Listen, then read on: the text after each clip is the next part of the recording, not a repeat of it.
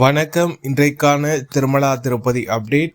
திருப்பதி ஏழுமலையானை இலவச தரிசன பக்தர்களும் குறுகிய நேரத்தில் தரிசனம் செய்யும் வகையில் திருமலை திருப்பதி தேவஸ்தானம் தினம்தோறும் இலவச தரிசன டிக்கெட்களை திருப்பதியில் உள்ள திருப்பதி மத்திய பேருந்து நிலையம் அருகில் உள்ள ஸ்ரீனிவாசம் காம்ப்ளெக்ஸ், திருப்பதி ரயில் நிலையம் அருகில் உள்ள விஷ்ணு நிவாசம், அலிப்பிரி நடைபாதை அருகே அமைந்துள்ள பூதேவி வளாகம் ஆகிய இடங்களில் தினந்தோறும் விடியற் காலை 3 மணி முதல் பக்தர்களுக்கான இலவச தரிசன டோக்கன்கள் ஆதார் கார்டு கொண்டு ஒதுக்கீடு செய்யப்பட்டு வருகின்றது. கடந்த 3 நாட்களாக இலவச தரிசன டிக்கெட் வழங்கப்படாத காரணத்தால் பக்தர்கள் நேரடியாக திருமலைக்கு சென்று திருப்பதி ஏழுமலையானை தரிசனம் செய்ய வேண்டிய சூழல் நிலை வந்தது.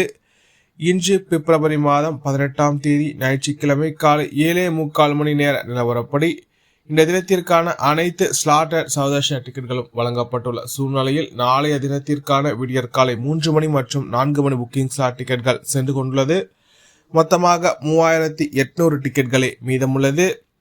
பக்தர்கள் எண்ணிக்கை சற்று அதிகமாகவே காணப்படுகின்றது. இதனால் பக்தர்கள் தங்களுக்கான இலவச தரிசன டோக்கன்களை ஆதார் கார்டு கொண்டு நீண்ட வரிசையில் காத்திருந்து பெற்றுக்கொண்டு திருமலைக்கு சென்று கொண்டிருக்கின்றன. அதேபோல் நேற்றைய நிலவரப்படி திருப்பதி ஏழுமலையானை எந்த ஒரு தரிசன டிக்கெட் இல்லாத சௌதர்ஷன பக்தர்கள் சராசரியாக 5 மணி நேரம் முதல் 8 மணி நேரத்திற்குள் நேற்று தினம் திருப்பதி ஏழுமலையானை தரிசனம் செய்தனர். ஏனென்றால் நேற்று திருமலையில் பக்தர்கள் எண்ணிக்கை சற்று குறைந்து காணப்பட்டது. இதனால் பக்தர்கள் திருப்பதி ஏழுமலையானை குறுகிய நேரத்தில் தரிசனம் செய்தனர். அதேபோல் நேற்றைய நிலவரப்படி திருப்பதி ஏழுமலையானை 71,021 பக்தர்கள் தரிசனம் செய்தனர்.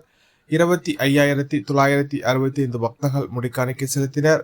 உண்டியல் காணிக்கையாக 4,17,00,000 ரூபாய் வசூலானது. இது போன்ற திருமலா திருப்பதி செய்திகளை உடனுக்குடன் தெரிந்து கொள்ள நமது சேனலை சப்ஸ்கிரைப் செய்து பக்கத்துள்ள பெல் பட்டனை கிளிக் செய்து ஆன சூஸ் செய்யும். இந்த வீடியோ உங்களுக்கு பிடித்திருந்தால் லைக் செய்யும். நீங்கள் செய்கின்ற ஓலைக்கும் இந்த வீடியோவை மற்ற திருமலா திருப்பதி பக்தர்களிடம் கொண்டு சேர்க்கின்றது. ஓம் நமோ வெங்கடேசாய.